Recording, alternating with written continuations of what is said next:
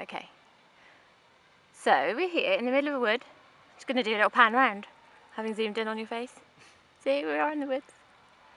And I'm with Alex, who's the founder of Camp Wilderness. Would you like to introduce yourself, Alex? Yes, I'm Alex. I set up Camp Wilderness to provide something sort of slightly different for parents during the summer holidays, hopefully getting their children out truly into the wild, in the same way that our grandparents used to do naturally, away from games consoles, away from tablets, Twitter and smartphones, for 3 days or for 5 days. Where did the idea come from? Well, my background previously, I used to work as a bushcraft instructor, so teaching purely bushcraft to, children and adults. We wanted to set something up that was literally just focused on young people, where we use bushcraft as the main theme and wilderness living, and then do a whole load of fun activities, so that it's not just for students that are totally bushcraft mad. We run advanced camps for those that are, but it's a sort of fun environment for all sorts of kids to sort of make new friends, and potentially for a lot of students it's the last time they will be for 3 days or for 5 days without a smartphone, potentially in their life, really. That's kind of shocking, isn't it? Yeah. I think I didn't get my first mobile phone until I was about 20, and Yeah. then kids nowadays, it's like, well, if you don't have one when you're 10, you're Yeah. some kind of social outcast. Well, they're totally connected to Crazy. them, and I can't really think of another period in their lives. They're only getting older, they're becoming more connected, where they will have 5 days with no smartphone. I can't see that happening. Maybe when they go on an expedition if they get older, Yeah. but a lot of students don't do that. So what do you see as the benefits for kids of kind of switching off and getting out into the world? I think it allows them to be kids.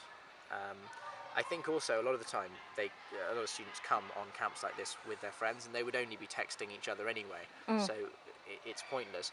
And they think they're going to miss their phones. For the first day or the second day they may miss their phones, and then they forget about it and they don't need it. And I think it's also it's very easy to give a child an iPad, because it's highly entertaining, whereas something like this is much harder. It's harder to get them on board with it initially. Once on board, they all totally love it. I bet they do. It's fully engaging because they're living it. They're not doing an activity. They're not playing a game. They get up in the morning with their friends. They build shelters, light fires, and they're living the skills. They're not sort of doing activity sessions. So they got here 5 days ago. They'll leave here today on Friday. They've been living it, not just participating, not just doing an activity. They're living it. I'm going to feel under pressure now to be entertaining Belle really well for the rest of the summer holidays. So when and where did you run your first camp? Well, our first camp, when we first set up the company, was it was just myself and my business partner Alice, who's the co-founder, and we used to turn up in a little sort of Volkswagen Polo with everything in the back. And we used to run it at first with schools on the school grounds and just do sort of day-long camps. And from there, schools have wanted more and more and more, and as have parents. So we started off just doing day-longs, and now we've grown to doing a lot more than that, on a much bigger scale. And you've got a few different sites throughout the country, haven't you? So we've got about 9 different locations around the country, and we split up our product, what we do, into 3 days or 5 days. Staying any less time out in the woods, I think, a massively decreased benefit, because a lot of parents go, well, my son or my daughter's never been away from home for 3 days. And when you actually think about it, the first night's the first night, and the second night's the last night, and that's massively obvious. But when you think about it like that, they're at home on a Monday and they get home again on Wednesday, so it's not a huge ordeal. And I think it's a great first experience away from home. And all of my family do it. All of my cousins, who are slightly younger than the youngest age we take, come along and love it. So I use it myself and my family. And what kind of activities do the kids do during the week? So this week, on a 5-day camp, so we've got 2 different things running here. One is a 5-day where the majority of the kids have been before twice, 3 times, and they're doing a much more advanced bushcraft course, because they're the total sort of like bushcraft fanatics, which is great. So they're doing a very advanced program. But on the sort of fundamental, basic 5-day summer camp, they're building shelters that they then go in to sleep with all their friends, so they actually get to sleep in them, which all parents think, oh, they're not going to want to sleep in the shelters, and they always do. Which on the second night, they do a huge amount of wilderness cookery. I mean, for example,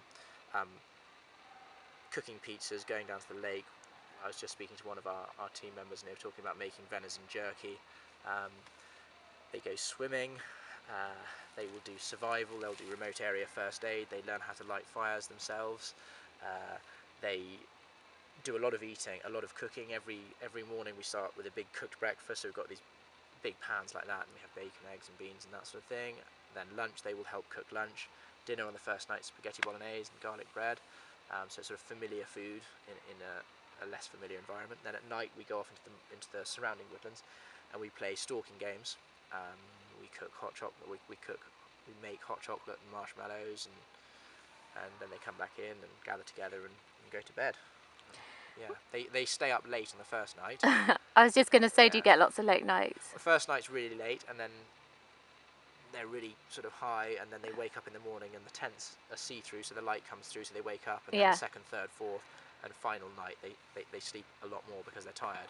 Mm. And then the amount of emails we get from parents where they get their smartphones out and they take photos of them in the back of the car, because they all fall asleep by the time they've left the camp, so they fall asleep really, really quickly. So they're going to leave here smelling of wood smoke, which after weeks of camping is a good problem Oh, to I have. love that smell. Yeah, and tired. They're going to be shattered, and it's good because they're active, they're busy all day.